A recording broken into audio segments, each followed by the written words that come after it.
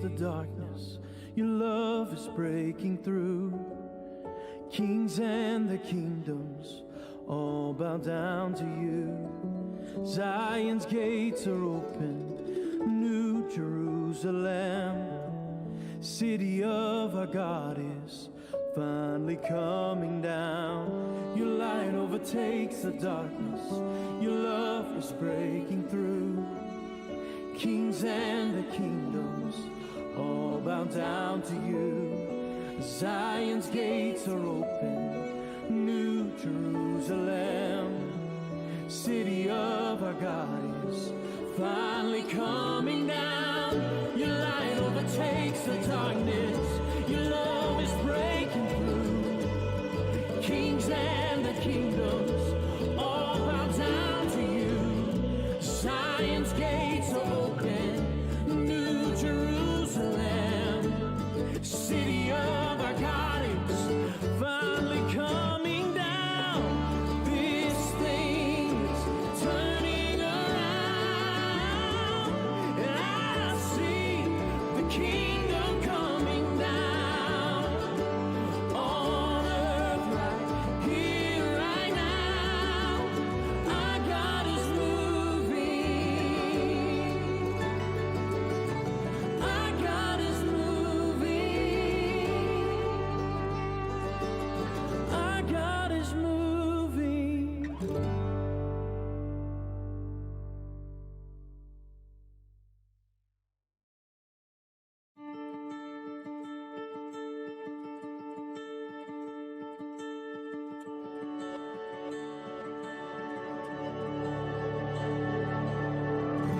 Nations are turning and hearts are burning for the man of grace and truth. Nothing can stop him, there are no limits to what our God can do. Nations are turning and hearts are burning for the man of grace and truth. Nothing can stop him, there are no limits to what our God can do. This thing is turning around, and I see the kingdom coming down on earth right here, right now. Our God is moving.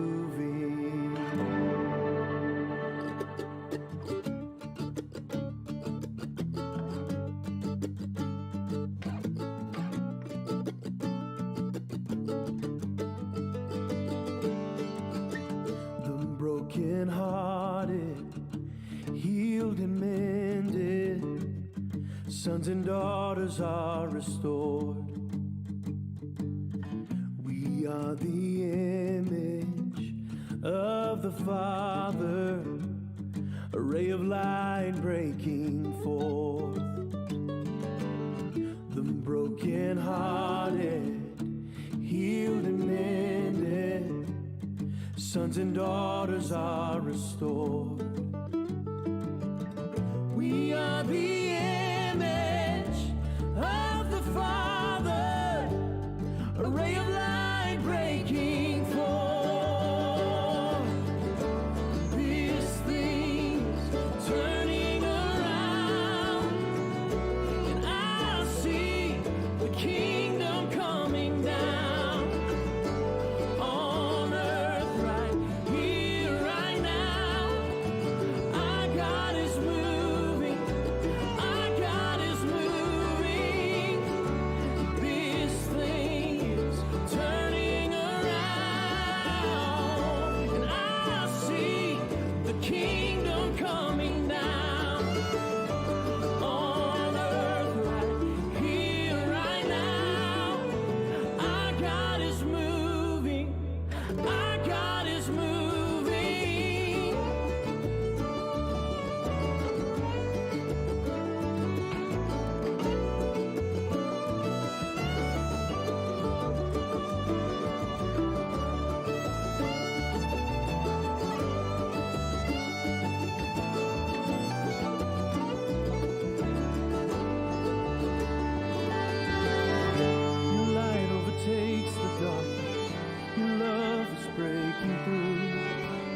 Kings and the kingdoms all bow down to you. Zion's gates are open, New Jerusalem, city of our God is finally coming down. Your light overtakes the darkness, your love is breaking through. Kings and the kingdoms all bow down to you. Zion's gates are open, you are Lamb, city of our God is finally coming down. Your light overtakes the darkness, your love is breaking.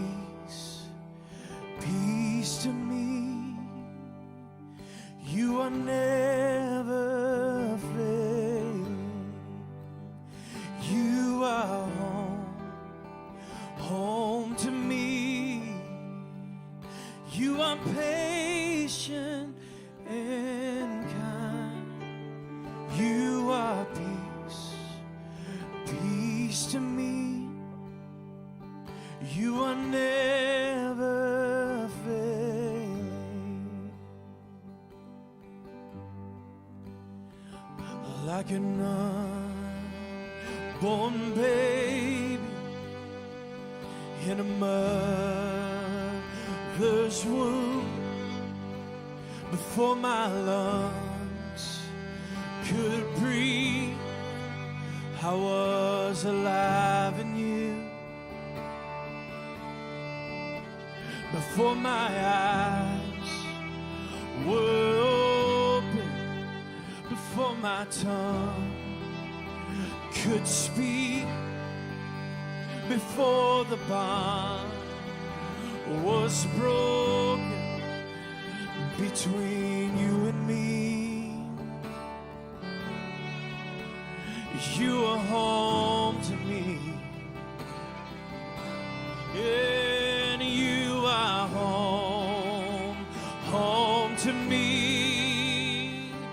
You are patient and kind. You are peace to me.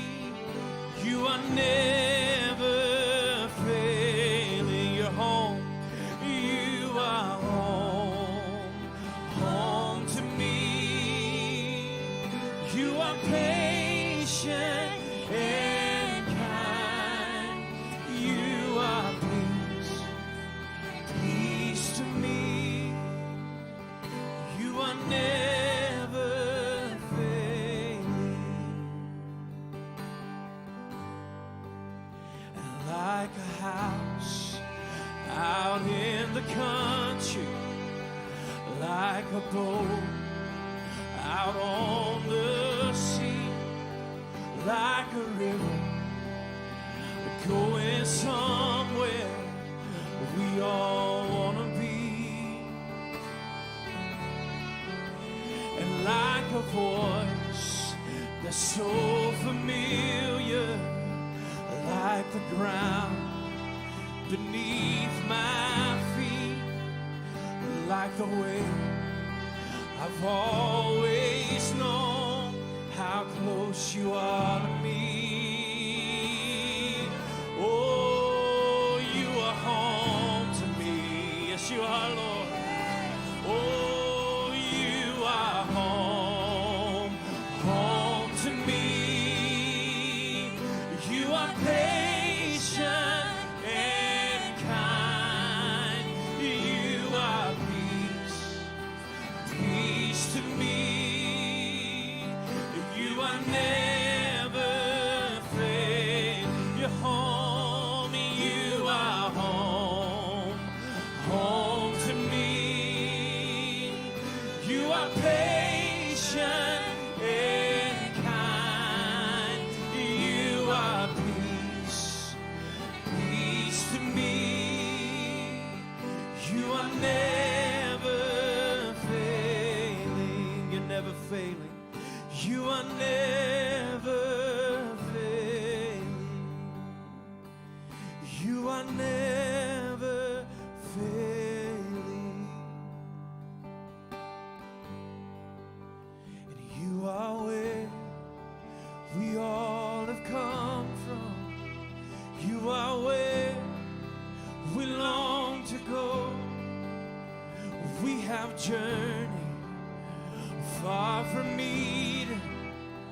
we are coming home. So let our eyes be filled with wonder. Let our mouths be filled with song. And let the way of Jesus lead us back where we belong. You are where we all have come from. You are where we long to go. We have journeyed far from Eden.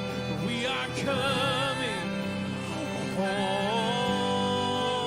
So let our eyes be filled with wonder, and let our hearts be filled with song, and let the way of Jesus lead us back where we belong. You are where we belong, yeah.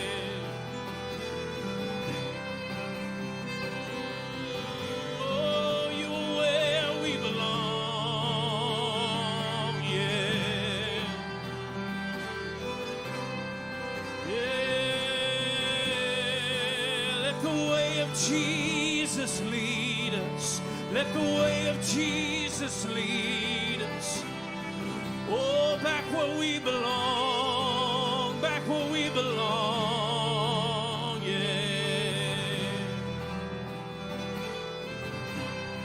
Oh, you are where we all have come from. You are where we long to go. We have journeyed far from Eden, but we are coming home. Let our eyes be filled with wonder, and let our lives be filled with song, and let the way of Jesus lead us back where we belong. You are where we all have come from. You are where we long to go. We have journeyed far from Eden, but we are coming home. We're coming home. We're coming home, yeah. Yeah, we're coming home. We're coming home. We're coming home.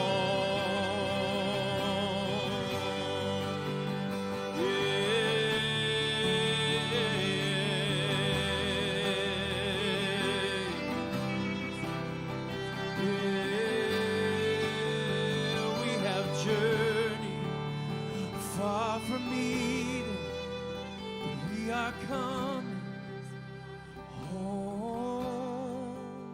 We're coming home. We're coming home. We're coming home.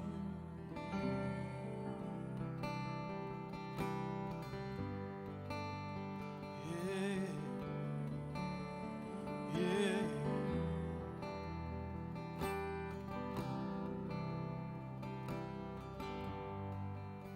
'Cause you are home to me. You are patient and kind. You are peace to me. You are never failing. You are never failing. You are never failing.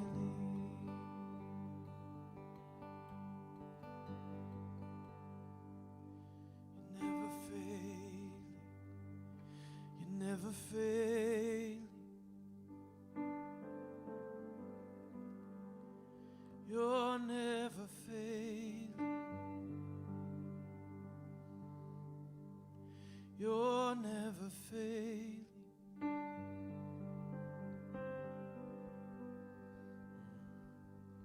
Come and lead us, Jesus.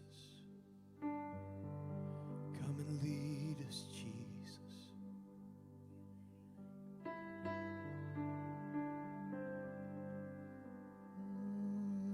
Come and lead us, Jesus.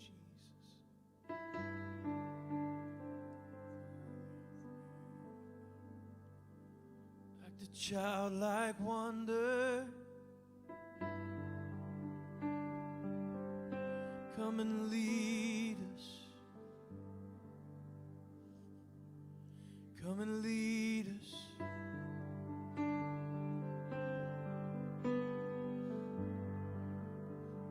Oh, yeah, yeah.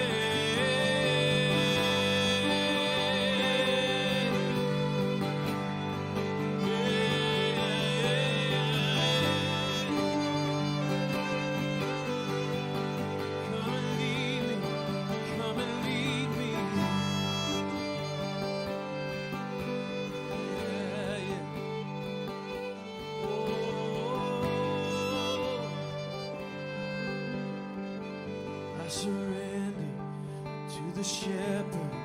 I surrender to his way. Yeah, I surrender to the shepherd. I surrender to his way.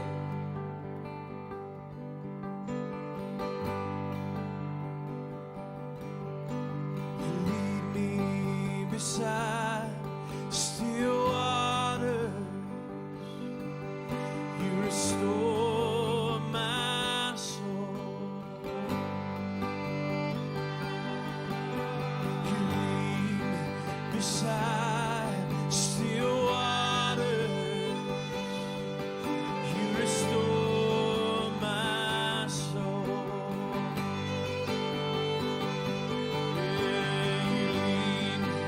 beside still waters. You restore my soul. You restore my soul. You restore my soul. Yeah.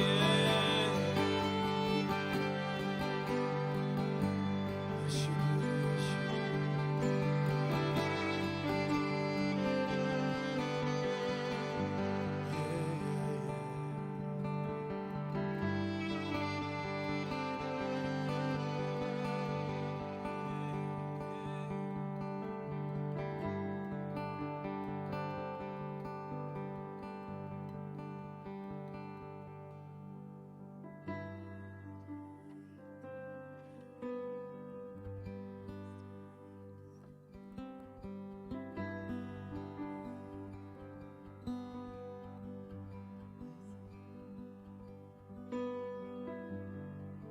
Take your time. Take your time, Lord. We're all ears. Take your time. Take your time. Take your time, Lord. We're all ears. And we're all here.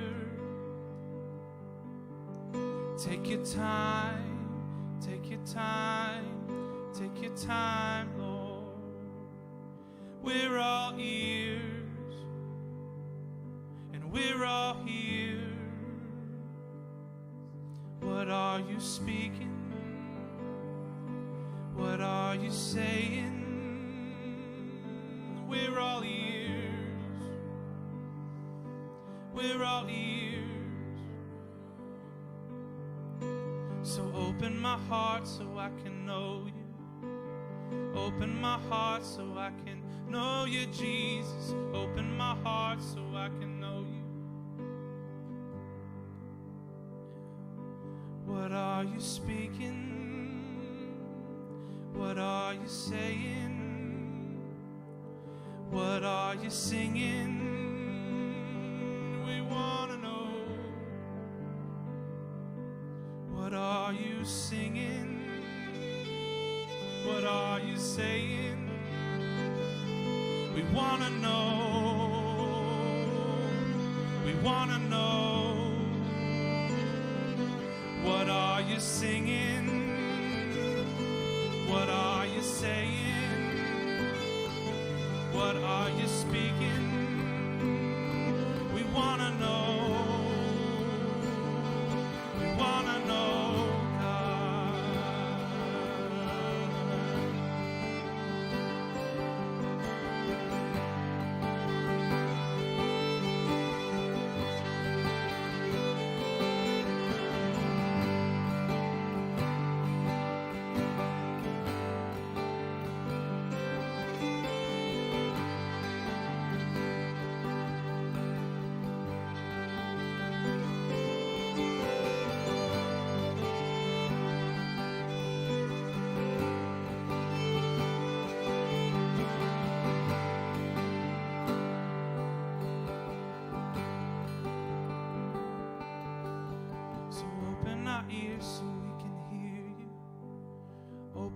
Ears so we can hear you speaking.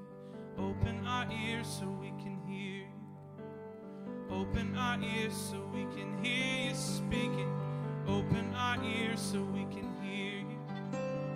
Open our ears so we can hear you speaking. Open our ears so we can hear you. We want to know. We want to know.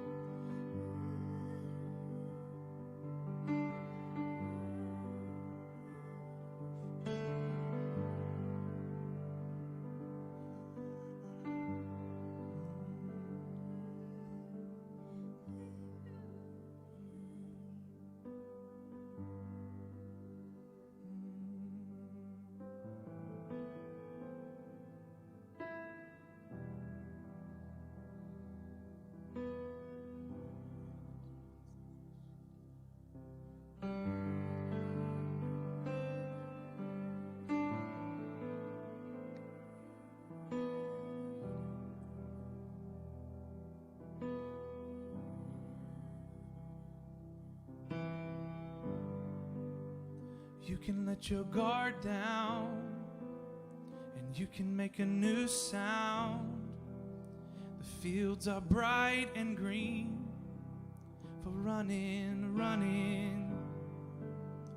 You can let your guard down, and you can make a new sound. The fields are bright and green for running, running.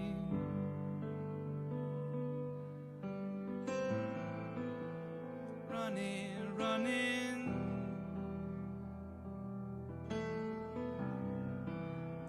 Running, running.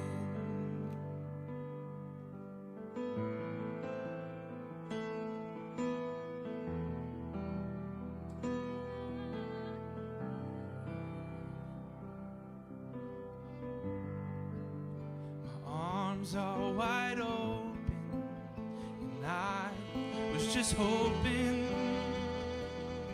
you would fall into them just like you used to do. My arms are wide open, and I was just hoping you would fall into them just like you used to do. You can let your guard down, and you can make a new sound. The fields are bright and green for running, running. You can let your guard down, and you can make a new sound. The fields are bright and green for running, running.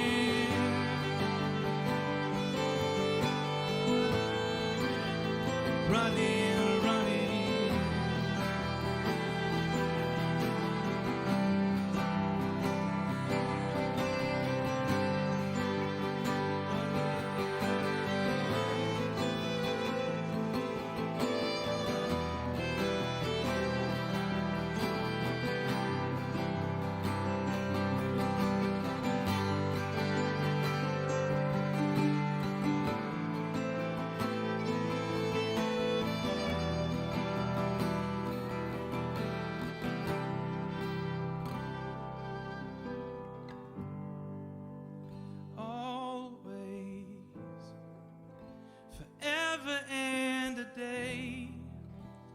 That's where you'll find me. I'll always be smiling, always. Far beyond the grave, that's where you'll find me. I'll always be smiling. So you can let your guard down, you can make a new sound. Fields are bright and green for running, running. You can let your guard down, and you can make a new sound. The fields are bright and green for running, running.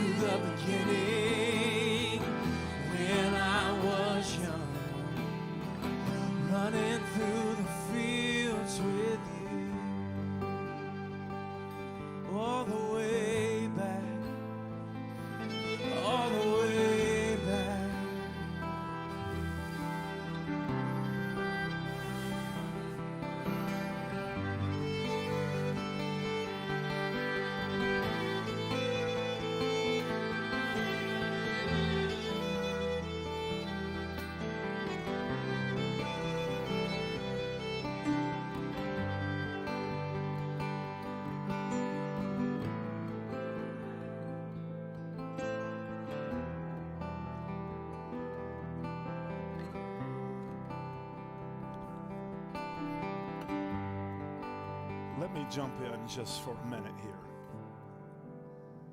I feel so much stirring inside me over these last few minutes. I really feel like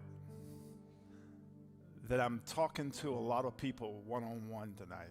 There's something about live stream that makes these meetings intimate.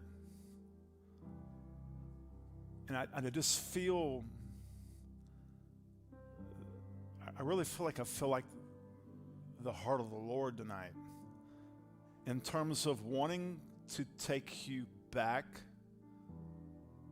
to a place where you had your innocence, your freedom, and to reintegrate what you had then, now.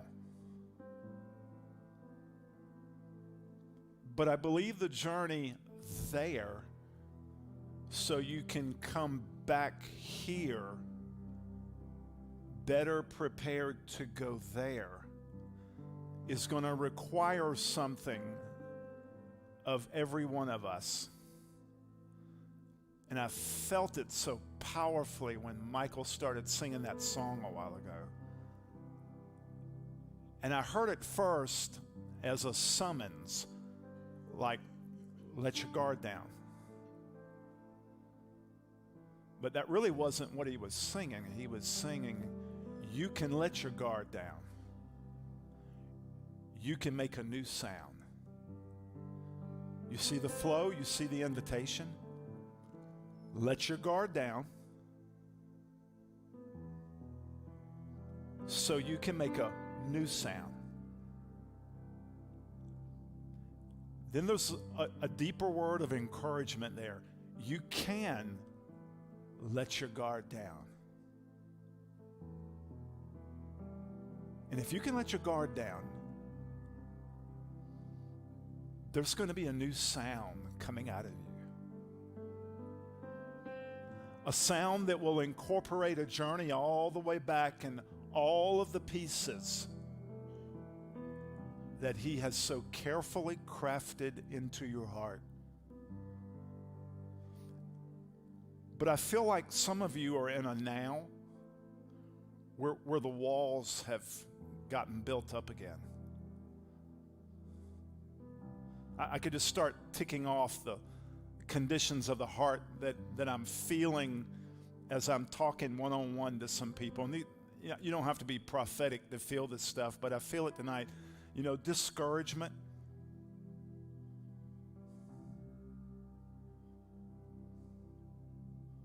Disappointment. Those two are real big. I feel that real big tonight. Discouragement, disappointment. Disappointment in people. Disappointment in people that you put a lot of value in, a lot of stock in. And it's caused you, let me go a step further, not just people, but disappointment in outcomes. Some of you are listening to the live stream tonight, and you never dreamed that in your journey to this place, and I'm talking about the place of this now moment. I'm not talking about geography, although I could be. That you never anticipated that when you said yes, that you would be sitting and encountering what you're encountering right now. Never in your wildest imagination. And I say that's not in a good way. In other words, it's back to that discouragement and disappointment. I can almost feel like somebody tonight has gotten the wind completely knocked out of them. And you're debating on making a decision based on discouragement and disappointment, based on being guarded. And I feel like you're this close to a new sound. Because I don't think anybody who's listening to this tonight is intended to stay in the place where you are, but there's something new. there's something added. There's something more that he's crafting together, but it's going to require a vulnerability of heart that may be very, very difficult for you. But I felt a while ago as I was just kind of walking back and down the wall over here, and Michael, when you first came out with that, you can let your guard down, I just started weeping from this deep, deep place. And I knew it wasn't weeping for me, but I could almost see myself in that moment looking into individual situations and feeling this burden, this yearning to say to you, let your guard down. I could almost hear the Lord just crying through me, let your guard down, let your guard down. Because you've gotten hurt. You've gotten frustrated. And underneath some of those angry emotions is this deeper disappointment.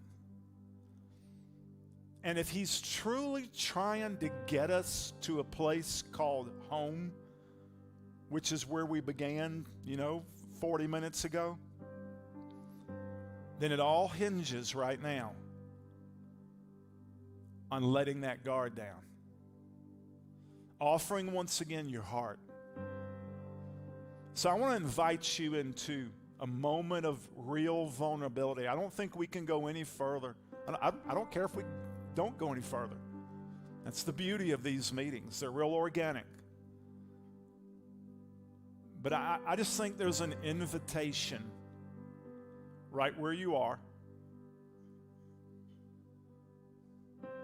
In fact, I feel this. Some of you are going to hear this invitation tonight, but you're going to have to come back again tomorrow morning in order for him to really take down that place that's gotten guarded, fortified. I even feel like some of you can't even see it clearly, but there's just a little bit of ping inside of you around this whole call here. But I also want to offer this encouragement. You can let your guard down again. Yes, you can. You can let your guard down. You don't have to live guarded. You don't have to live behind that wall. You don't have to live in self-protection. You don't have to stay at a distance. You don't have to pretend. You don't have to fake it until you make it. You don't have to hide behind religion. You don't have to hide behind formulas and cliches. I want to say to you tonight, you can let your guard down. And when you let your guard down and you let Yahweh do whatever he wants to do, when that wall's down, I'm here tonight to say you can make a new sound. And in fact, that new sound is a necessary thing. It's a vital thing. In fact, on the other side of the laying down of the guarded heart may just be the sound you were always intended to make. And tonight, listening to this live stream, feeling jaded and disappointed and discouraged and maybe even just numb, if you can let that guard down, there's a new sound for you. There's a new sound locked on the other side of the guardedness. So come on, I want to invite you into a moment of letting your guard down. Come on, your future may hinge on your decision tonight and your response to this tonight. Let your guard down. You can do this. Let your guard down. You can do that. You must do this. You've got to do this. So much is hinging on your unguarded heart. There are places he cannot take you that he wants to take you because your heart has gotten guarded again. So let him take you back. Let him take you wherever he needs to take you to say, that right there in that moment of chronos, clock time, is where you built a guard. You built just a little fortified place and said to yourself, I'm not going back there. I'll stay right here. I'll get a little closer, but I'm not going to go that far. I'm not going to let myself be that vulnerable. Come on. Come on. I want to challenge you at the level of that decision tonight. You can let your guard down. You've got to let your guard down. Come on. I see your futures hinging on your unguarded heart. I see some of your children hinging on you saying, okay, I'm going to do it again. Come on, let the tears come. Let the vulnerability come. You've got to let your heart, let that guard down. Let that guard down.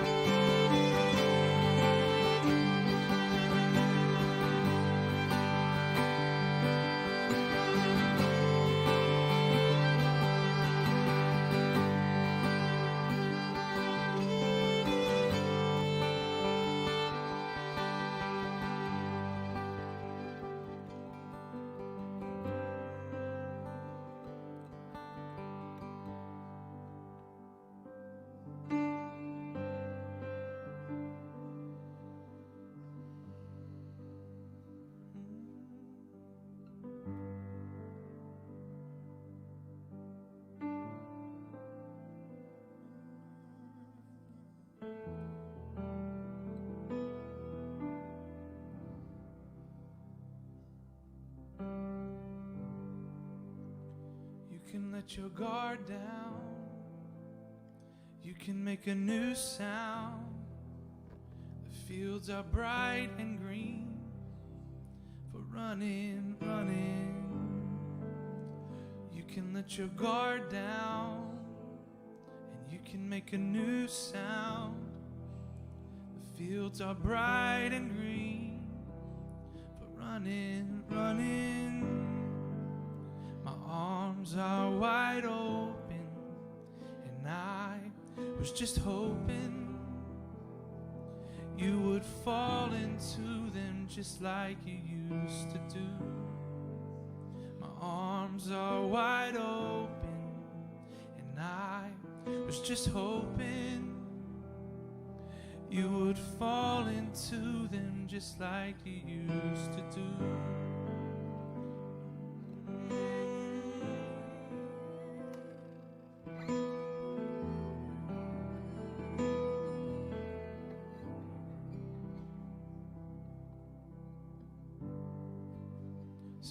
Let your guard down.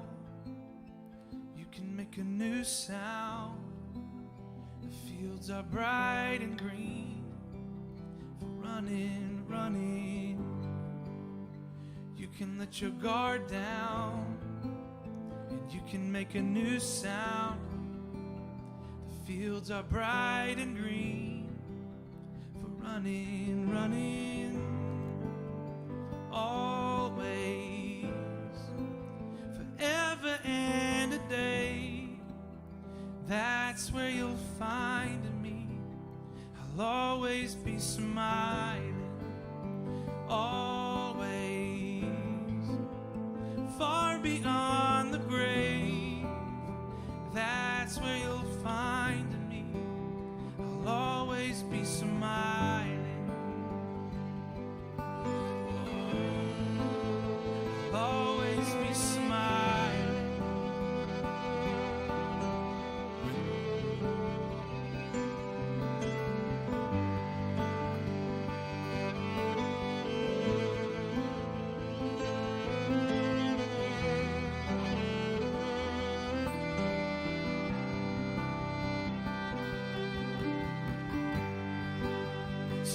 Let your guard down. You can make a new sound. The fields are bright and green, but running, running. You can let your guard down, and you can make a new sound. The fields are bright and green, but running, running. My arms are wide open, and I was just hoping you would fall into them just like you used to do. My arms are wide open, I was just hoping you would fall into them just like you used to do.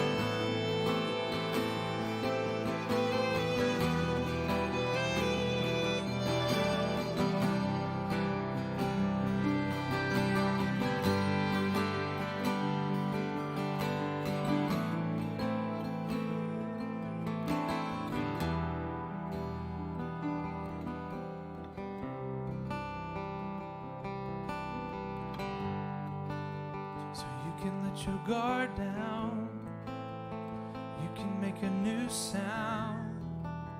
The fields are bright and green for running, running.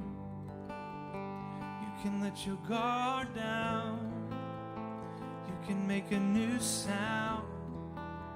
The fields are bright and green for running, running, running. Running, running, running, running, running,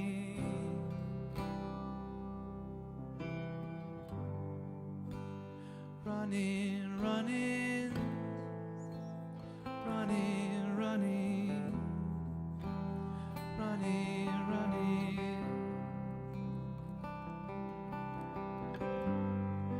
Stay right there.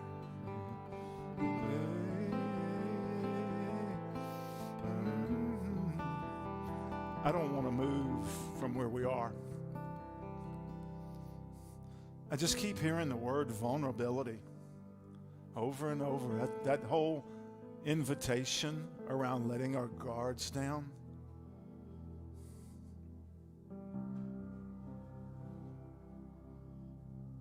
I want you to stay in that vein. Stay in that flow. Stay in that invitation.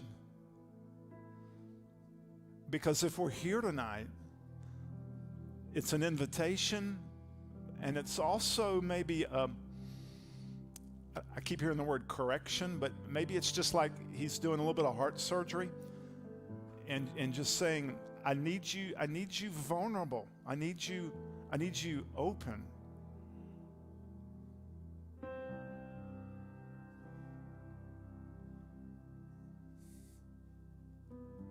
So let this sound come. There's a real gentleness.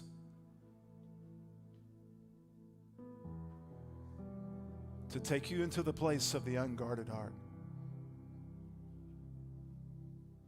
And I know some of you are afraid of getting hurt all over again. I can hear again that argument. I hear the argument in your I hear some of you saying, I'm fine, I'm really fine. I can almost see somebody in their kitchen right now watching, and you're kind of pacing back and forth, and you're doing other stuff as you're doing this, and you're really kind of hoping we might move along here. We're not. We're not going anywhere. He's talking to you. I don't know why I'm saying this, but I want to say this. Hey, baby. Hey, baby, he's talking to you. He's talking to you.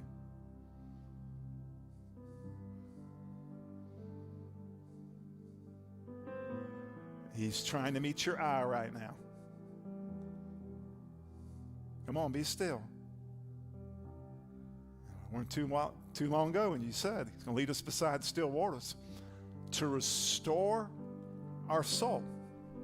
That was before Michael came in with this intrusive word, this let your guard down deal. So I want to say to whoever, stop what you're doing right now. Stop. Just sit down.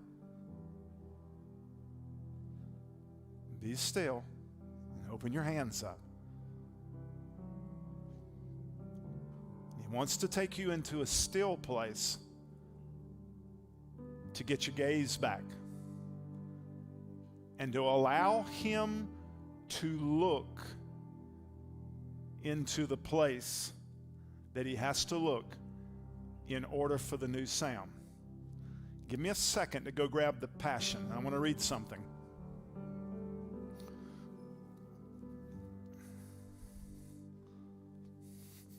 I feel this. I feel the real gentleness of the Lord tonight. I feel it in my voice. I feel it in our pace. In Hebrews chapter 12, and it's hard to put this into context, but this sentence stands on its own, even though it's in a long context. The context is in the great cloud of witnesses and the roll call of faith.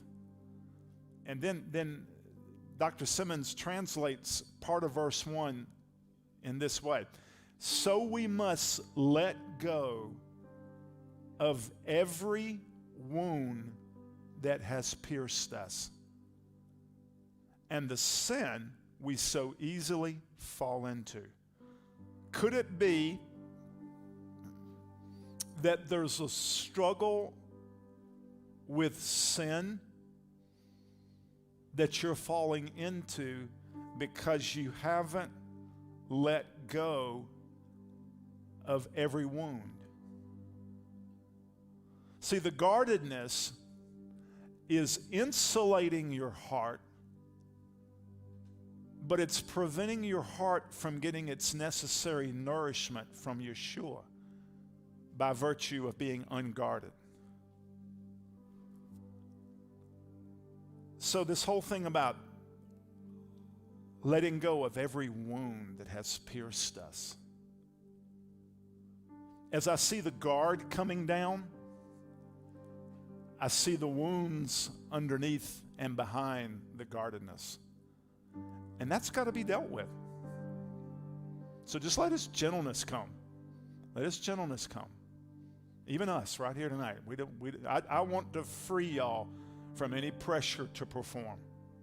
Okay? And to miss this moment. In fact, early in the service, even you guys, Andrew, I know you're running the camera. Alton, I know you got your head in 1,000 different directions, with sound. You as well. Blake, you're back in the back. I don't want you guys to miss an opportunity tonight to feeling like, okay, you got to go on with the show and miss a moment where he's trying to recalibrate. It's been happening to me the last 2 days, and I didn't know we were coming. When you said that tonight, it was like everything else got kicked into neutral. And that He wants our hearts. He cannot do in us what He wants to do without free access to every place in the heart. This is so fundamental. This is so basic. And so I want you just to allow yourself to have that open posture to say, search me and try me. And see if there's any anguished way. See if there's any bent way, any twisted way. No, this is not navel gazing. This is not introversion. This is simply Him saying, I need your guard down because I'm all about a sound coming out of you that you've never heard. A sound coming out of me that I've never heard.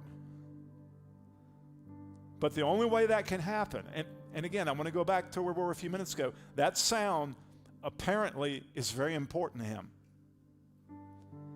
And that sound coming out of you may be a piece of what you were put on this planet to emit. But in order for that to happen, see, this is the big deal. This is why we can't go any further tonight. There are postures of guardedness that have to be dealt with. Now, already in my mind, I've heard some of you forming an argument, but does not Proverbs 4:23 say, above all else, guard your heart? Yes, it does. But the guarding that Proverbs 4:23 is talking about is not this defensive posture of hiding. Not this posture of you having been disappointed or hurt or discouraged, so therefore you've retreated into a guarded posture. Oh, you're polite, you're cordial, you've got the game face on, see? But again, now in this moment of intimacy tonight, He wants that. That's not what Proverbs 4:23 is talking about. In fact, tuck that verse away. I'll speak on it on another day. It's one of my favorite verses. The guarded heart is this. And He's saying tonight, let your guard down. And I want to say again, because Michael worded it, you can let your guard down. There's grace tonight for this to happen. And when that happens, it's going to allow His tender hand to come and place His hand on the wounded places that have created the need for guarding. And I'm talking about also some new stuff. There's been some stuff that's happened to many of you recently. Like in the last year and a half. Maybe since you moved here. Maybe since you started dialing in and started believing and trusting. Matt reminded me tonight of the wonder years back in 2017, I believe it was, when we first over there in some of the T3 meetings got called into wonder. Got called back into laughter and expectancy. But now in the face of new pressures, new issues, new things that have popped up to the surface, it's caused you to step back, and like a gate that automatically closes, you've put a guard up. And tonight He's probing. I believe, Michael, you said something earlier about not being in a hurry. And so here we are again. That's the second time you've done that. Weeks ago you were talking about He's not in a hurry. May have been on a Wednesday morning. But we're not in a hurry here tonight. Because I feel like we're standing in a crossroads tonight. Let me just talk to like I'm talking to you. One-on-one. That you're at a crossroads tonight. I'm at a crossroads. Because I'm standing here tonight and I'm going, I don't feel a current issue right at this moment. But if that invitation came from him, then there's still something there. He's going to go, JD, in order for us to create the new sound, you've got to stay unguarded. And that's the crux of what I'm hearing. You've got to stay unguarded. You've got to stay open. You've got to stay vulnerable. It takes courage to be open and unguarded. It's been one of the hallmarks of this movement has been vulnerability. I can remember the days when Damon distinguished between susceptibility and vulnerability. You remember that? How we confuse that. When you're vulnerable, it doesn't mean you're susceptible. In fact, man, I feel this. When you're guarded, you're susceptible. That may be a part of the sin that so easily entangles. I'm going to go ahead and say it because I just saw it. Some of you are drinking too much alcohol again. We don't have a legalism in this family about alcohol. And I'm going to tell you right now, I'm not seeing a face and I'm not responding to anything that's been said to me. That popped into my spirit out of nowhere. Some of you are drinking too much alcohol, and it is an entangling sin whose roots is in a wound that's not been dealt with or has recently happened, and it's caused you to be more susceptible to that comfort that brings. It may not just be alcohol, but that's what I saw. And that's not, I'm not talking to an alcoholic.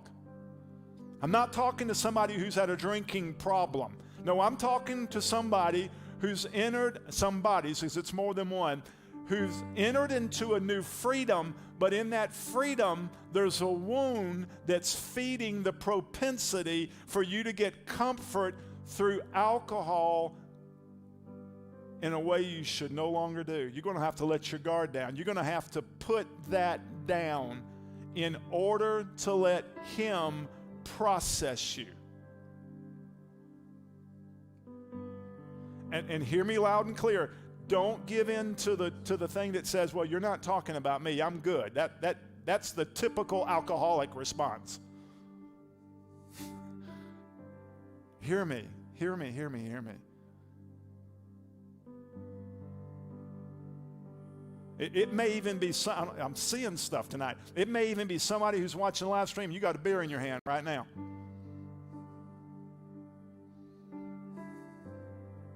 Maybe a glass of wine.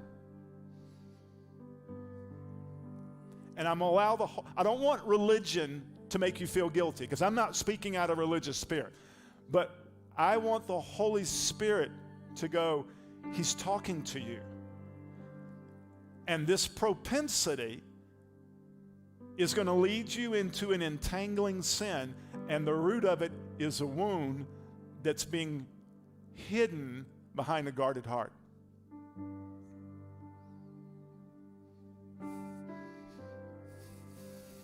Wow. Can we stay there a few minutes?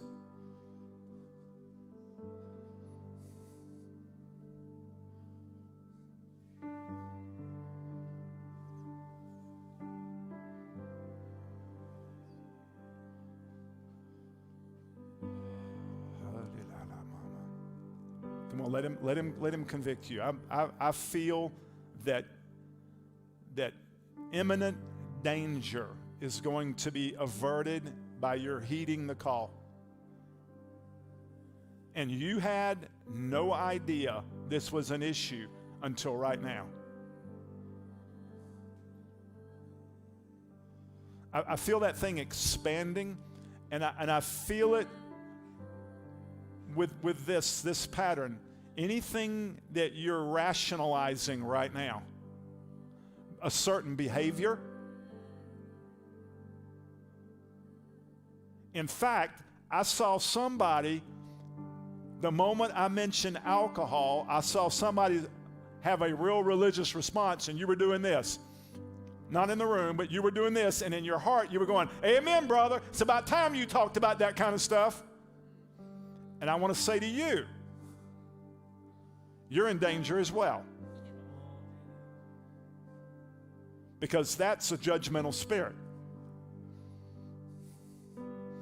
And that also protects a wound. You see, the person who's judgmental is up on their perch looking over, going, yeah. It's about time we talk about that stuff.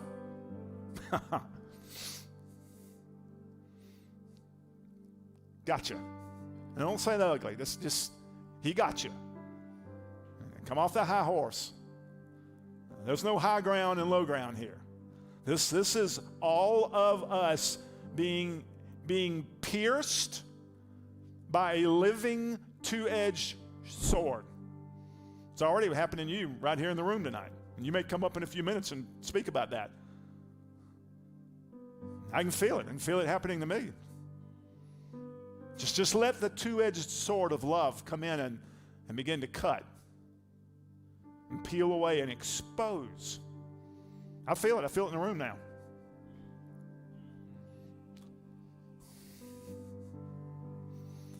Jump in if you feel anything.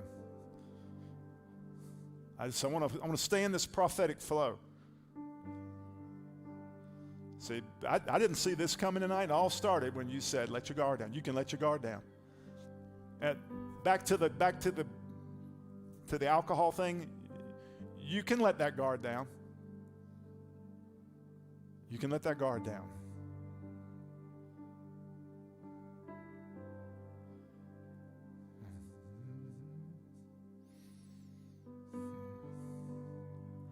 Just let His word penetrate right now. The living, breathing, active vibration of His love. Let it come in and let it begin to bring to the surface where you're nursing some wounds that have gotten covered up, so to speak, because you've guarded your heart so well. In fact, some of you are so good at this, you're watching this tonight instead of being a participant. I want to take what he's saying tonight literally, that everyone who hears my voice tonight, myself included, that there is a new frequency, there's a new vibration. This whole thing about it, there's a new sound. There is another layer, another piece, another dimension of the frequency of love that He's wanting to engraft into your being. But that thing will bounce off. In fact, the sounds He's wanting to incorporate, that's the word I'm looking for, to incorporate in your inner being are very specific, and they're tailored to you.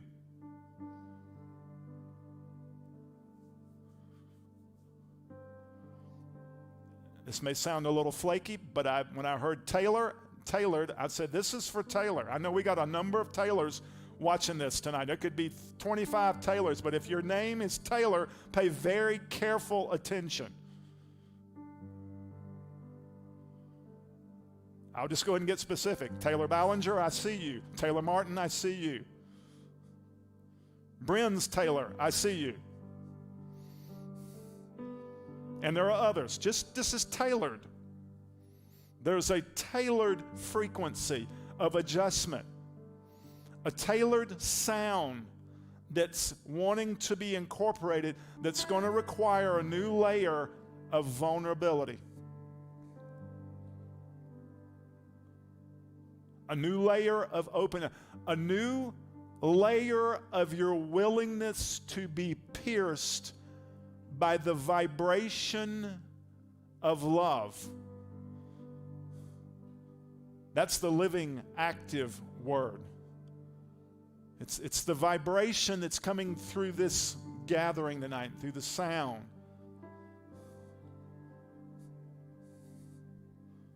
But it needs entry points. It needs vulnerability. It needs vulnerability. A lot hinges on this tonight. A lot hinges on your response, and my response, and us honoring this moment.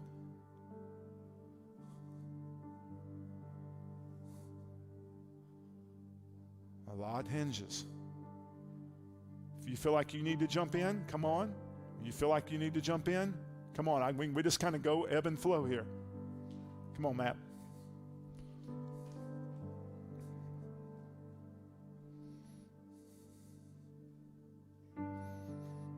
We're just going to yield to each other here tonight. So I want you to dial in as Matt comes up and Jordan perhaps after him. Johnson said something earlier and it reminded me. You said, get off the high horse. And it reminded me of the story of Saul on the road to Damascus. And you were talking about how that religious finger of accusation just pointing, and some of you even tuned in not to participate but to judge what's going on. And I just feel a grace from the Lord for encounters tonight for you. And you tuned in to point a judgmental finger at what's going on and to tally up all of your questions and all of the things that you could find wrong with the way things are going here. And maybe you're even a part of this family. And coming from a background of being rooted deep in religion and performance and thinking of myself more highly than I should, I feel the grace of the Lord tonight for you, specifically for you. And I just feel, Johnson, that I'm to pray. And I really feel like it's some folks in our family. I really do. I know there are other people that are connected.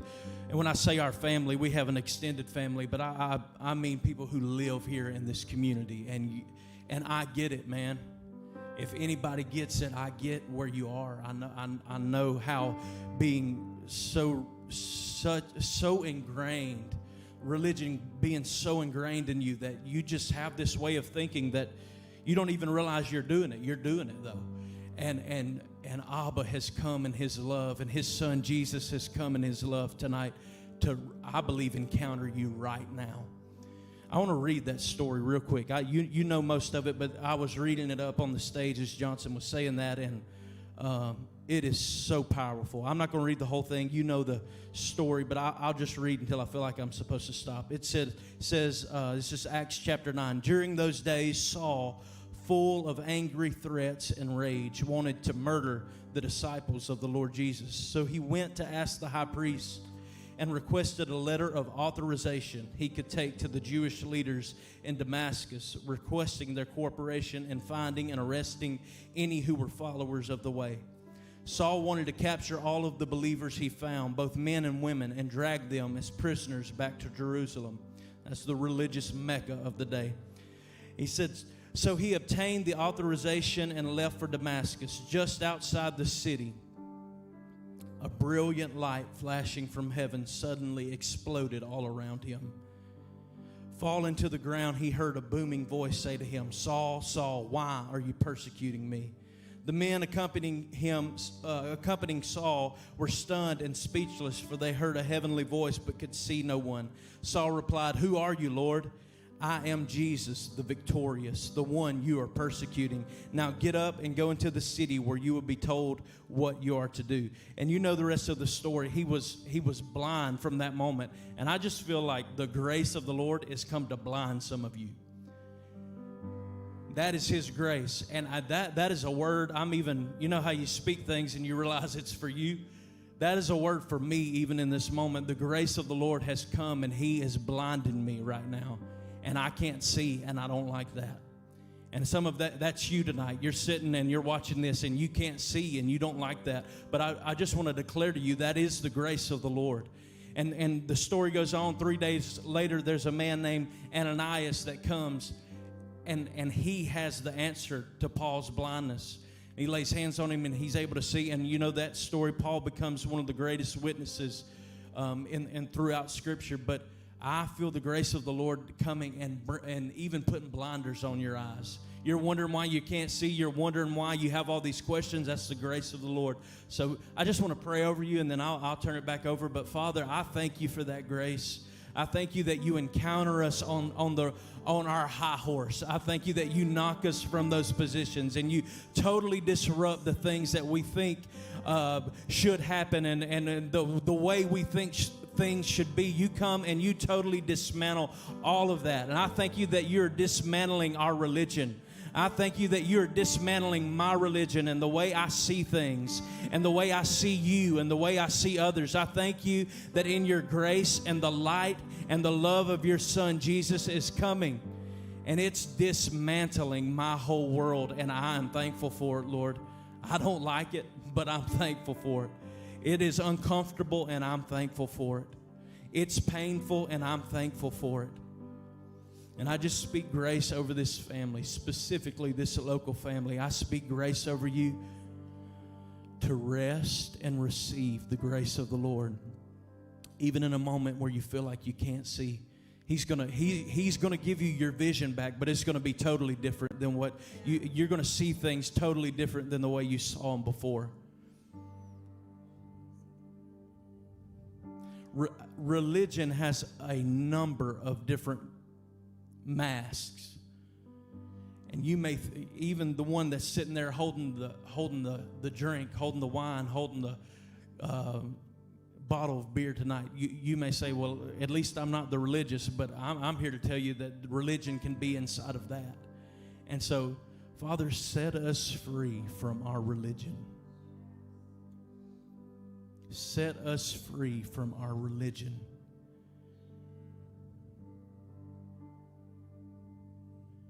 I want to know who you are. I want to know who you are. Strip away everything that hinders my vision of seeing you for who you truly are. Every religious thing in me.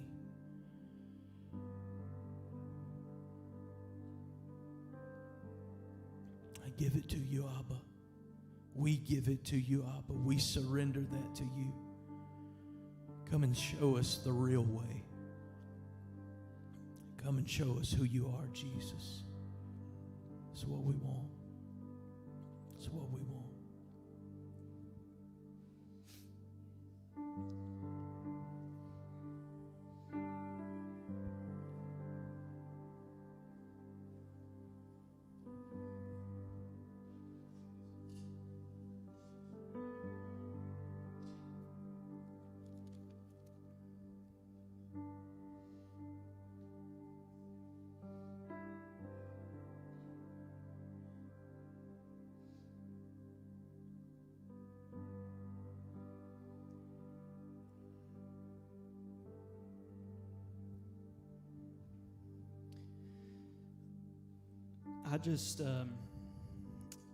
I was texting Johnson this morning, and just some stuff I felt like the Lord was showing me. And even tonight, with everything that's been said, letting your guard down, and myself sitting in here allowing that to happen, and knowing that Johnson had asked me to potentially share something tonight, and just kind of asking the Lord, like, number one, feeling emotional because just this season we're in right now, and to be right here, I feel so privileged, like unbelievably privileged. And I felt like I was just asking, why am I here? What do you, I feel some things maybe you're wanting me to say. Why do you want me to say anything? Because I don't feel like I'm the most well-suited for this, to be in an empty room with these ridiculous lights in my face, and talking to a camera is about the pinnacle of me being uncomfortable. So I'm like, why am I here? Why am I doing this? And I really felt like he said, I really need you as a part of what the Spirit has been doing here and a part of this even local community, to just go and be vulnerable for a minute. And as I'm thinking that, you guys start saying all this. I was like, okay. And I really feel like, if it's okay, I want to share what I texted you this morning. But I feel like I need to talk a little bit about even stuff we've talked about weeks ago, just things I have been experiencing over really this year, but specifically the last few months. So if that's okay, I feel like that's kind of maybe what I'm supposed to do. And if you don't mind, just keep playing. That makes it a lot easier. It's a lot easier to talk when somebody's playing a piano. You can stop talking for extended periods of time and not feel like it's awkward because something else is happening. So I just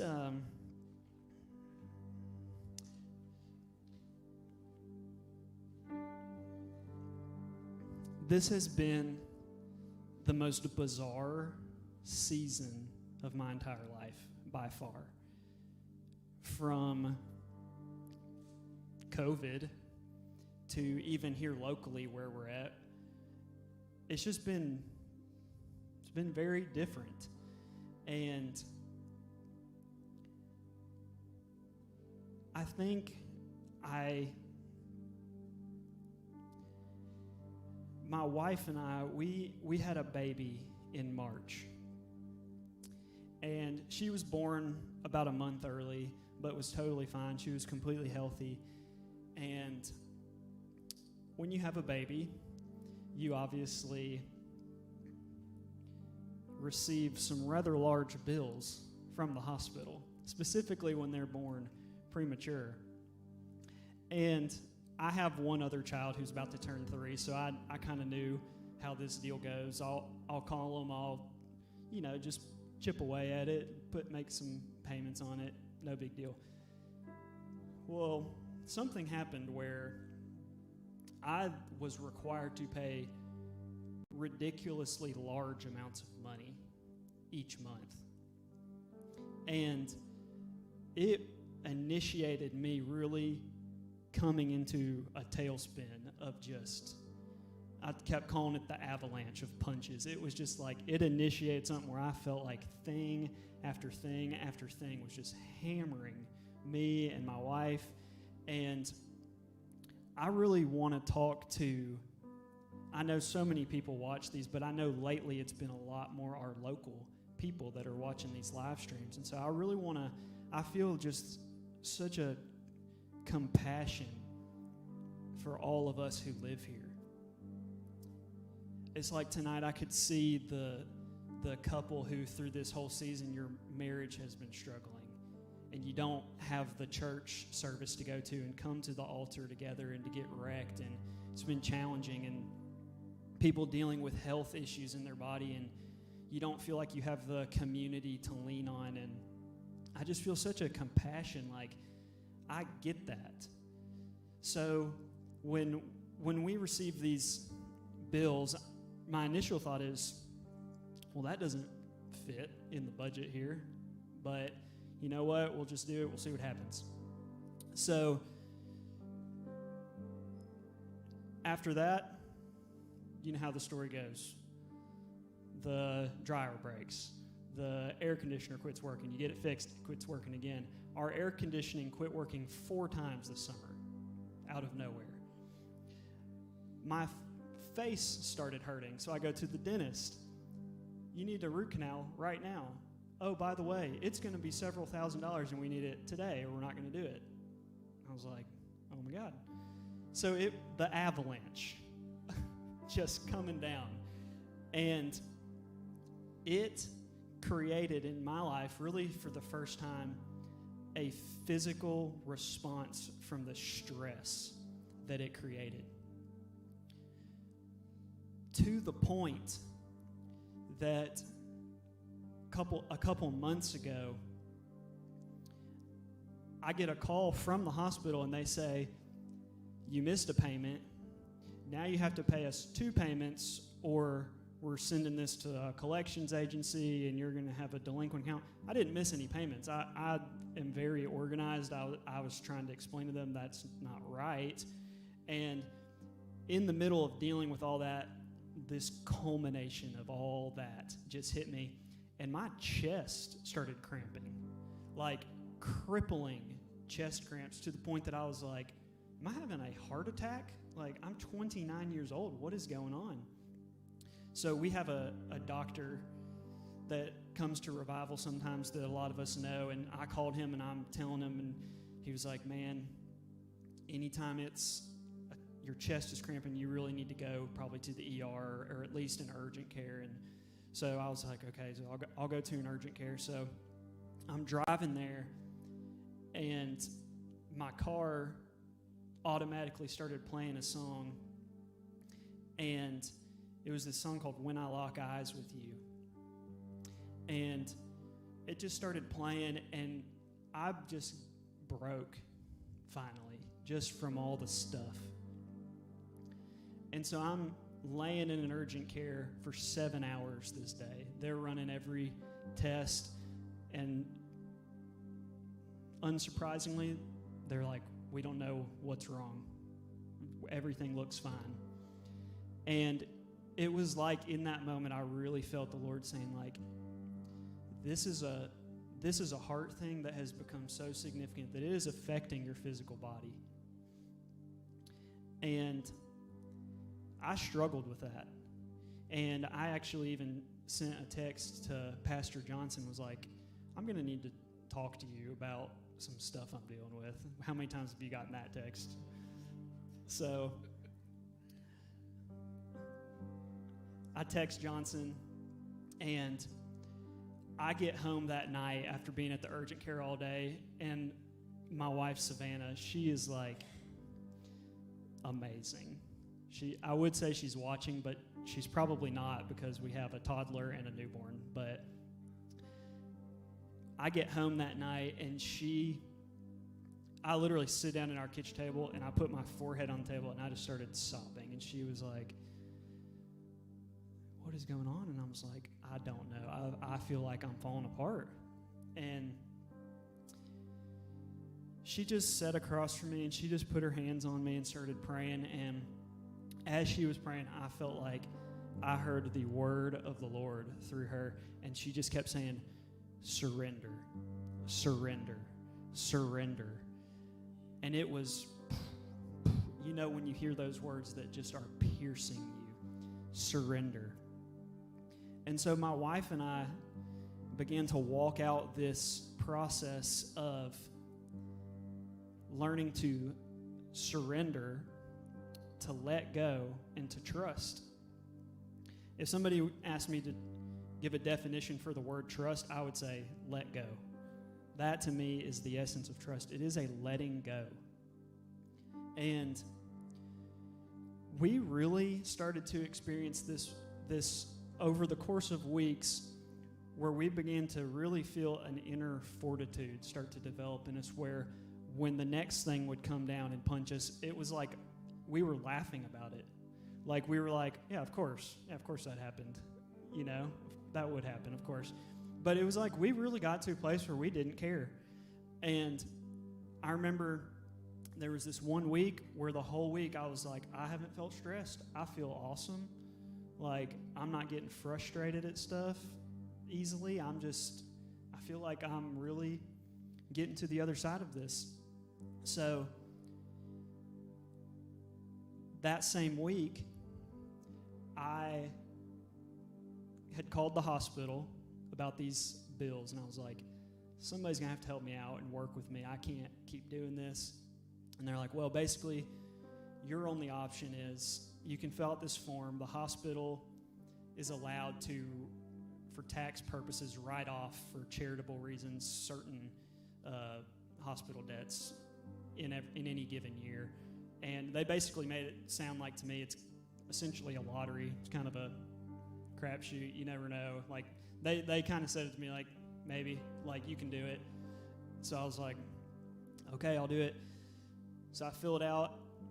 And after Savannah and I are in this place where we're just really trusting, like, I'm hearing stuff like the Lord saying, like, I'm like, Lord, I don't know how we're going to pay that hospital bill this month. Like, what are we going to do? And him say, but have you ever not had exactly what you need? And I was like, you know what? I've always had exactly what I need, so I'm not going to worry about it. Well, at the end of that week, the hospital called me and said, actually, I called them to check if they got my application in the mail. And she was like, let me look. And she said, okay, yeah, we actually got it a few days ago, and you've been 100% accepted. And I was like, okay. I was like, what does that mean? Like, and she was like, that your new balance is $0. And I was like, what do you mean? Like, so what balance? What are you talking about? And she's like, all of the bills from your wife's pregnancy and birth, your new balance is $0. You do not have to make any more payments. And I was like, okay, thank you, goodbye. And just blown away. There's something to be said of when you are doing all the striving and when you are trying to put together the plan to figure everything out. There's like, it's almost like Matt was saying, he will put the blinders on you. It's like you will come to a place where you literally can't do that anymore. And it's on the other side of that trust and letting go that the door is open for breakthrough to come into your life. So Johnson calls me the day after that happens, and he's ready to have like a sozo with me. Like, all right, this poor boy, I need to help him. So he calls me, and I was like, well, I'll be honest. A lot of the stuff I was going to talk to you about, I feel really good about right now. And I was telling him about it, and we got to talking, and I was just telling him everything. And so he starts talking to me about what a lot of you have probably heard him talking about, just this breathing thing that he's been in lately. And he was telling me how he's been going and just picturing Jesus sitting in front of him and just allowing Jesus just to breathe on him. And I felt it so strong, I was like, I need to do that. Like, that's a word of the Lord for me. So a couple days later, I woke up really early, and I have this awesome property that the Lord gave me. My whole life, I love walking. Like, when I used to live in town, I would just walk up and down the street because I just like walking and thinking and clearing my head and praying. And I'd always ask the Lord, whenever I buy a house, I'd love for there to be like a really long driveway so I could just walk up and down it. And then when I got my house, if you see it, it's like 0.2 of a mile long. It's like hilarious looking. It's this long paved driveway. And so I love to just get coffee, go out there in the morning, walk up and down the driveway, and just pray. And so a couple days after Johnson and I talked, I got up really early, and it was still kind of dark. It was actually kind of cold that morning, so I had a jacket on. It was like in the 50s. And I'm just walking. I felt like the Lord was like, go get your lawn chair, and like, let's do that. Let's sit. I want you to breathe. And I was like, okay, I normally don't like doing that.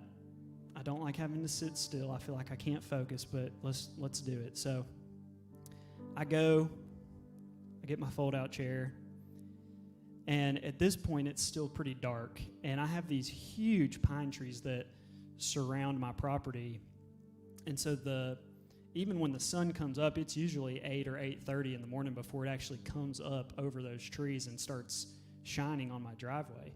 And so I'm walking in the dark, and I go and I get this chair, and I'm sitting there, and I'm just breathing. And as I'm breathing, I start to become aware of all the little sounds happening around me. So I hear the 18-wheeler coming from down the street. I hear birds. I hear bugs. I hear my dog behind me. He's chewing on a deer antler, and I'm like, I start to get frustrated at all these noises. I'm like, Champ, get out of here. Like, I'm getting mad at the dog. Like, I feel this just like frustration trying to sit there. And I felt like the Lord in that moment was like, that's it. Like and I could almost physically feel it right here at the same point of where that cramping had been happening. It was like, you're too easily frustrated. You're too easily stressed out by things. And then it was like, I want you just to breathe, and I want you to see yourself almost scooping that off. And that was the word I felt, just scooping that off and just surrendering it to me. So I'm sitting there, and I'm just breathing, and I'm literally just seeing myself scoop this off, and I'm saying, Lord, I just give you this. I give you this stress. I give you this frustration that I feel so easily. I don't want to live my life being easily frustrated. I don't want to live my life kicking the dog, you know? And after doing that just for, 10 or 15 minutes, I don't really know how to explain this other than,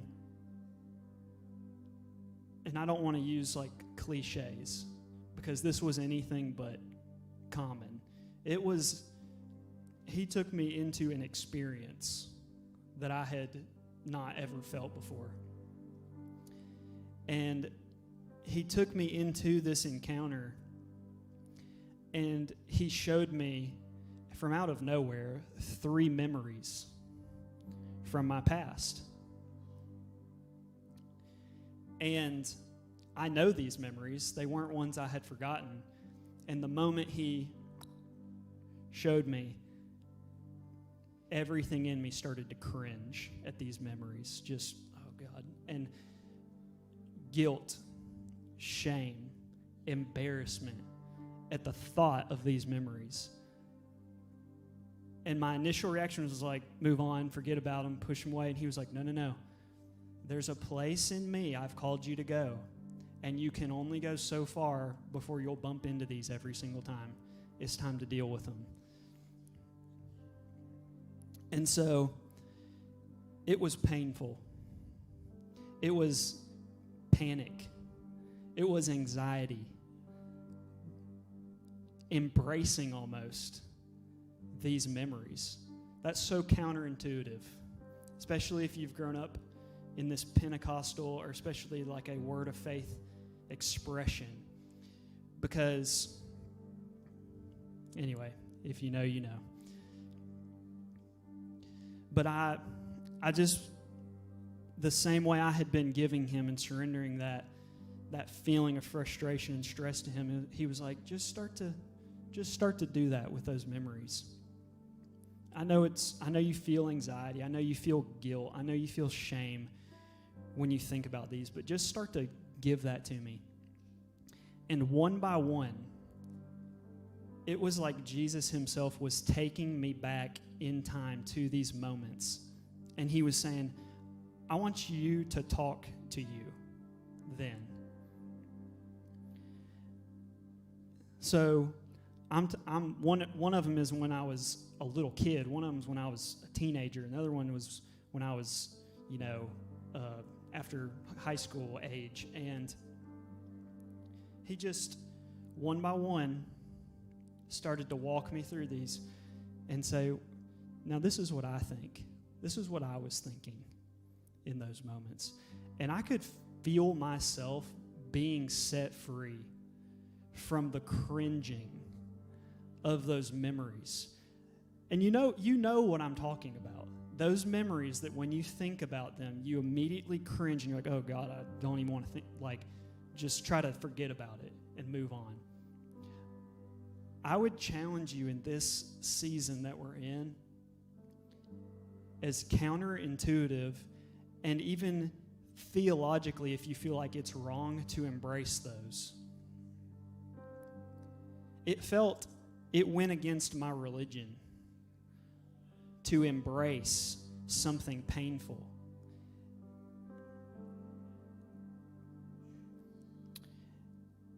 And I felt the Lord telling me, be vulnerable tonight. And so I want to share. I don't want to talk forever because, one, I just don't want to talk forever. But also because, for the sake of time, I just want to share one specific memory.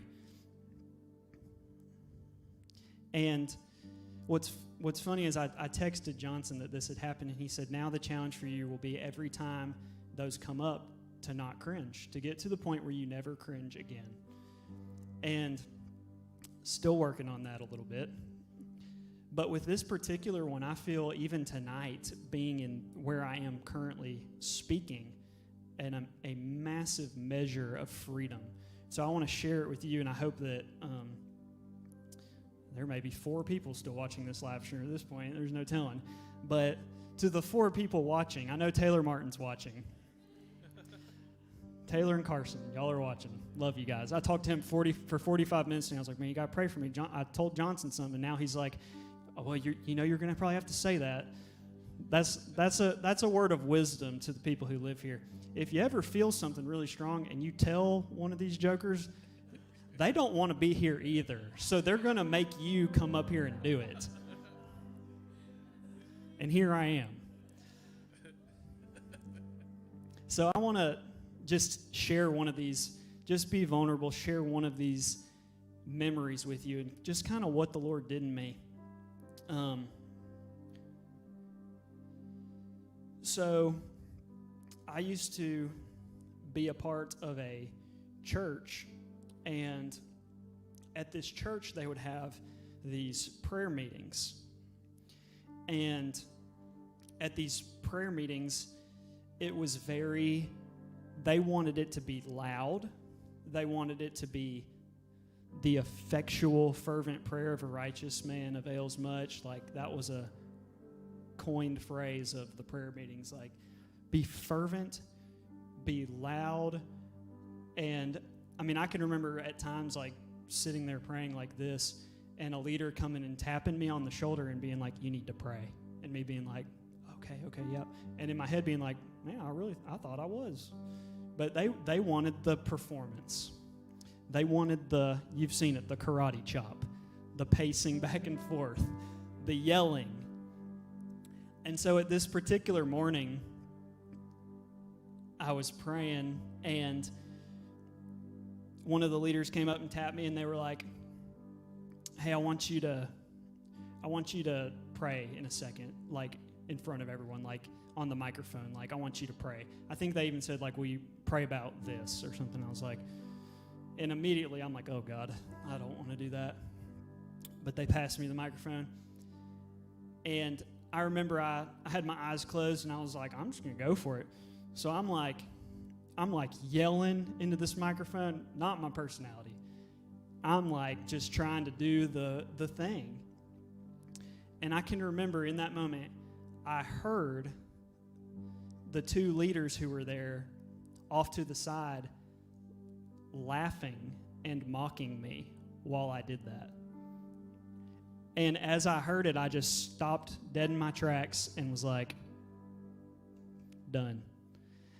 And from that experience, he took me back to it, as painful as it was, and said, that was the point that initiated you feeling like you didn't measure up in a ministry setting.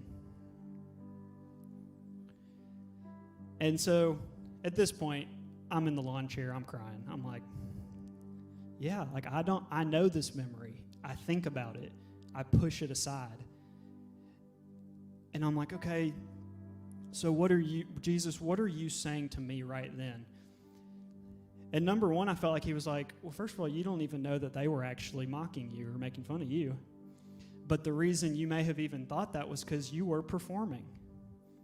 And if you had been fully yourself and fully authentic in that moment, it would not have mattered if they were. You were not designed for the performance.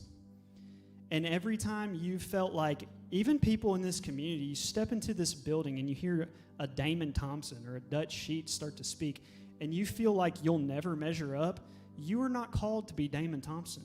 You are not called to be Dutch Sheets.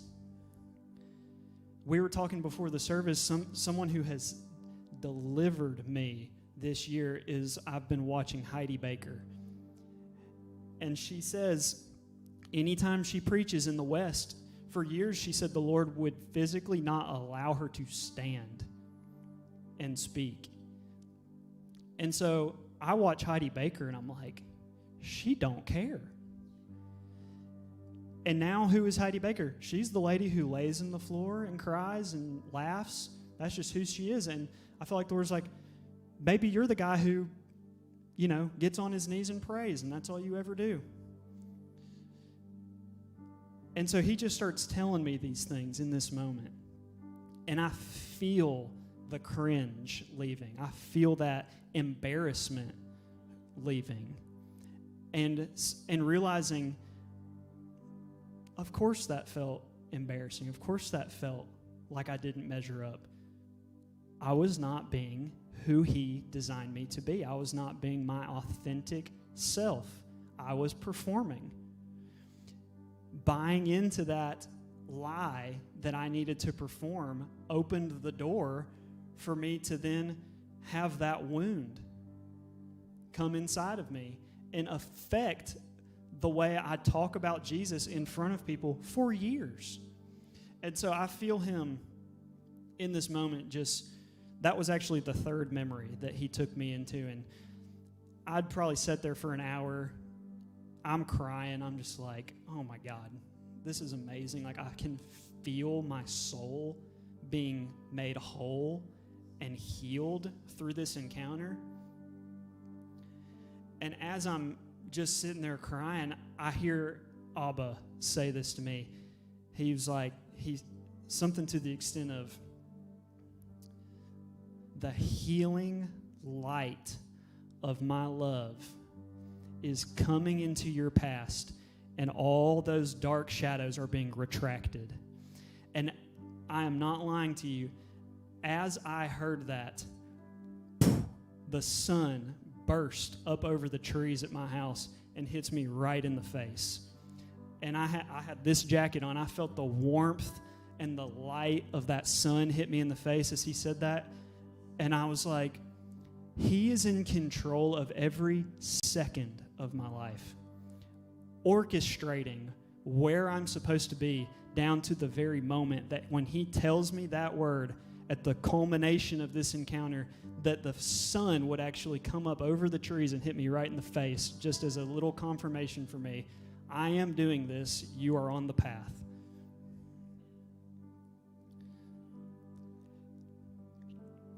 And so I want to tie that to what I texted you earlier a little bit, I think. All of that came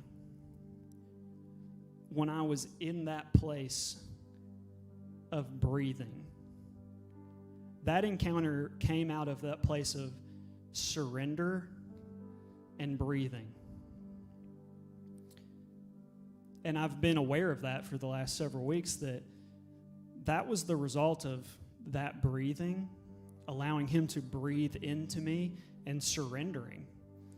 So this morning, I get my blue lawn chair, I set it up. You couldn't pay me $1 million for that blue lawn chair right now. And I'm sitting there this morning, and this happens to me a lot. I will get, and Putman can attest to this, I will get the most random song in my head all the time. And I have this thing with the Lord where I'm like, I'll find it and I'll listen to it. So almost every morning I have a random song in my head. And it may not be a worship song, but most of the time it leads me into exactly what he's wanting to say to me that day. So this morning I wake up and I have this old Jesus culture song in my head. I have not heard it in probably 10 years.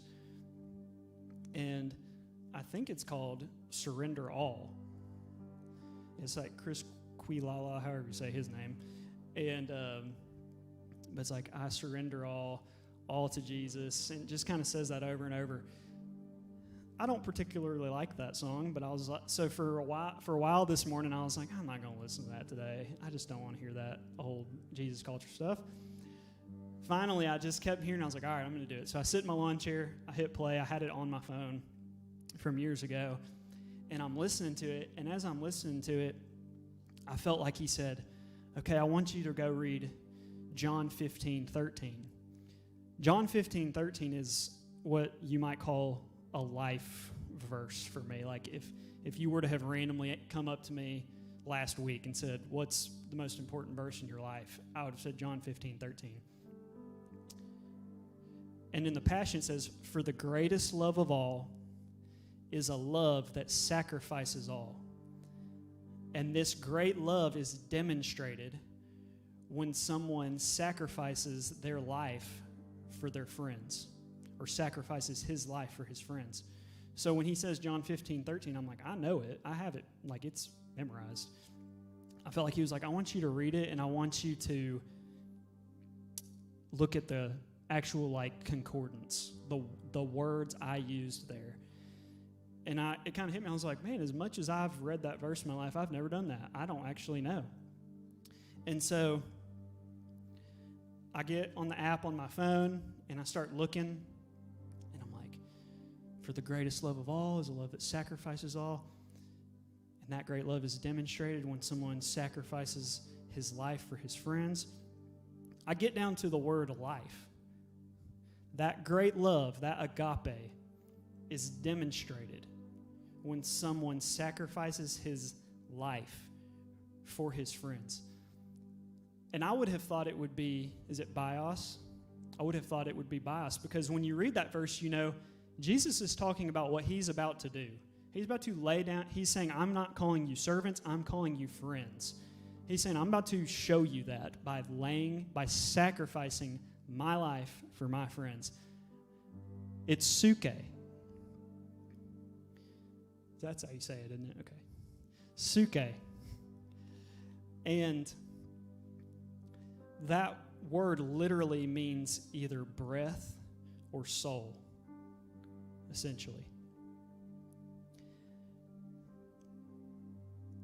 For the greatest love of all is a love that sacrifices all. And that great love is demonstrated when someone sacrifices their breath. So I was like, whoa, I don't know what that means, but that's really cool. Then I start looking at the word sacrifice. I think you pronounce it tithame. Tithame. Right? Something like that. See, I cheat. On my app, it has an audio button, and you have a guy that sounds like John Kilpatrick. He goes, Strong's G742, tithame. So I listen to that, and I'm like, I write down how it sounds. I'm like, tithame. The word sacrifice there is tithame. And it means to lay down. It can mean to kneel down. And it can mean to surrender. And then it obviously can mean to sacrifice.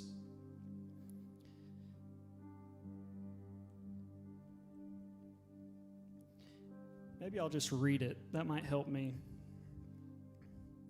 And I'm almost done. This is the last thing I'm going to say. And then, Johnson, you can put a bow on it or correct it all, whatever you want to do. John 15:13, for the greatest love of all. This is love himself talking. 1 John, multiple times, God is love. Love is a person. This is the person who is love telling you what the greatest love of all is. Think about that. Love itself is telling you what the greatest love of all is. The greatest love of all is a love that sacrifices all, a love that tithame all. And this great love is demonstrated when a person lays down or surrenders his life for his friends. Life, suke. Tithame, suke. The greatest love of all is when someone surrenders their breath. And think about the encounter of mine that I was telling you about. Love himself is telling me the greatest love of all is surrendering, is laying down your breath or your soul. What is your soul? To simply put it, your mind, your will, and your emotions, right? You've probably heard that a million times. The greatest love of all is the laying down of your mind, the laying down of your will, and the laying down of your emotions. The greatest love of all. Love himself is telling you the greatest love of all is for you to surrender your mind, your will, and your emotions. What did Jesus do on the cross? He sacrificed his very last breath. He laid down his mind, his will, his emotions completely and fully. What then is our response? To lay down our lives, our breath, our souls completely.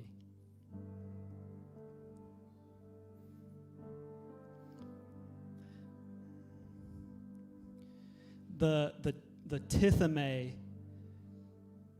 suke, that phrase occurs another time in the Gospels. It's Matthew 12:18 when he's quoting Isaiah. And it's when the Father is talking of Jesus and he says, I will put my spirit upon him. Man, I feel what I'm about to say. Jesus in Matthew 12:18 is quoting Isaiah, who is the Father talking about Jesus. He says, I will put my spirit upon him. It's literally the tithame suke. Many of you, this is the Damon Thompson Ministries YouTube channel and Facebook page that you're probably watching this on. So I'm assuming you have heard Damon talk about the perichoresis, the circle dance, the perfect love that exists between the Father, the Son, and the Spirit.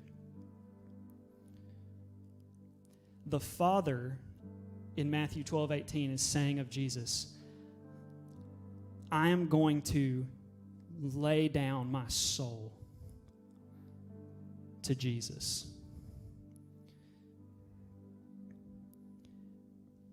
And Jesus is saying, I'm going to lay down my soul to the Father. And now I'm going to lay down my soul to you. And I'm going to invite you back into this swirl where we're laying down and we're surrendering our souls over and over. We're sacrificing our mind, our will, our emotions to one another over and over and over. What happens? What is the beginning of our existence as human beings? Dust, breathless, laying down in a garden. And what does the Father come and do to us?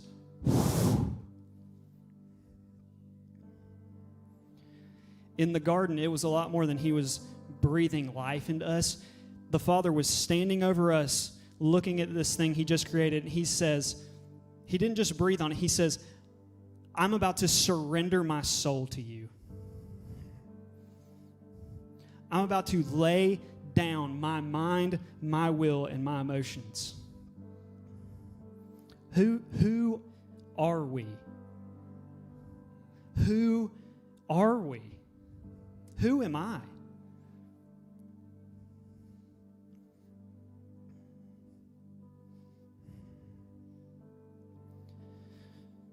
I hope all that makes sense. It makes sense in here to me. We do not take this season for granted. Do not let criticism remove you from this season we're in. criticism will remove you from this. It will remove you. I have lived here 7 years now, and I have seen it. And I don't say that pridefully. I say that with a limp. I have seen it.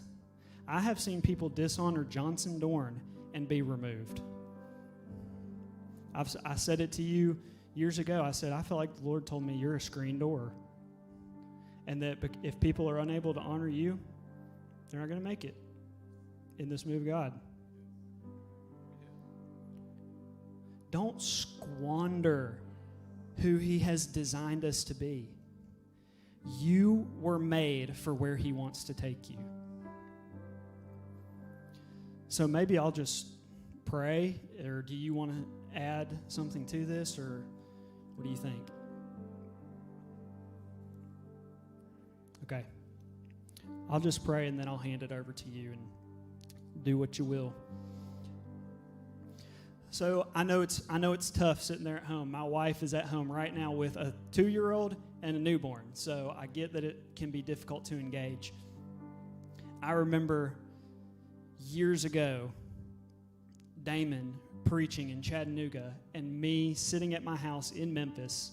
I didn't live here yet, and desperately wanting to be there and watching a live stream alone in my house, and they start singing a song, I'm ready to be wrecked, to go deeper than before. The way it's always been won't do it anymore. Where are we at tonight? But I remember them playing that song, and I'm watching at home by myself, and I'm laying in the floor sobbing, getting wrecked. It's one of the most significant encounters I've ever had was on watching a live stream. It wasn't even Damon. Let he who has ears to hear. It was some random dude that I don't know his name, and I've never seen him before in my life, singing a song, playing an electric guitar, and I'm getting smoked. So I know it's challenging. I know this season is frustrating.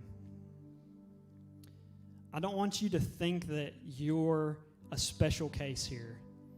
This is something Abba is using to do significant things in our hearts. And I don't want any of us to miss it. So, Abba, man, we are so grateful. All of our lives hungering to be a part of a move of God. Come on, I can remember the days where I did not even feel like I had a church to go to. God, I refuse to take this for granted. So whatever you're doing right now in this season, Abba, I want to surrender my soul to you. So all the things that I think in my mind are correct, Abba, I surrender them to you. Even if I know they're correct, I'm laying them down, Abba, and I'm giving you permission to change my paradigm. Abba, I'm laying down my will. I'm laying down my emotions to you. Come on, just at home, just start to say, Abba, I surrender. Take those deep breaths. I'm glad that we're not having services because what He's doing right now will only be accomplished at home in your blue fold-out chair. Say yes to that. Feel no judgment for me. Out of a vulnerable place where I don't like standing here and saying all this tonight, feel permission to, at your home, begin to experience the same measure of encounters that you felt in this building. That's available. So, Abba, we just say yes.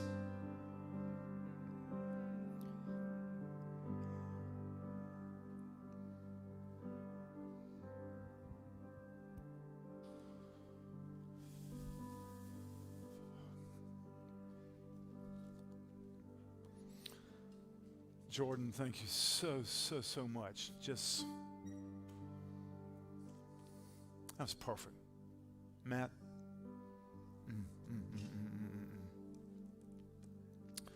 I'm not going to add one thing to that. I just want to say that tonight is a very, very, very important night.